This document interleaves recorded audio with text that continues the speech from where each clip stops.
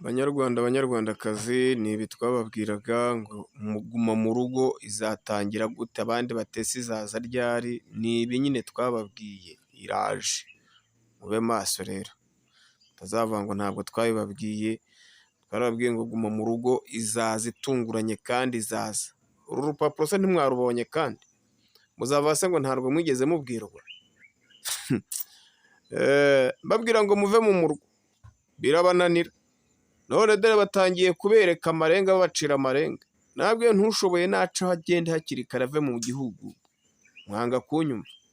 None hari n'abanyandikira bati David ibyo wavuze riratashye, nuko bitangira ngo ni malariya. Umuhanga wo kumva ashaka yumva icyo mubwira, inzira z'ikigendo. Gusa mbibutse gutera inkunga FRN, FDLR, guverinoma y'u Rwanda ikorera mu buhungiro. Mwese mubitekerezeho neza, kuko amazi si yayandi. Mushake buryo ki abacunguzi bagomba kugira gute gucungura igihugu cy'u Rwanda. Ibi byose rero nibyo nababwiraga, abandi bakavuga bati David ibi ntabarimo ni ibiki? Igihe nicyo kizabisobanura. Urupapuro ntimwarubonye se kandi? Ubu baraje bababwire ngo uhereye none nta modokari iri buca aha ngaha ijya aha n'aha. Kubera iki?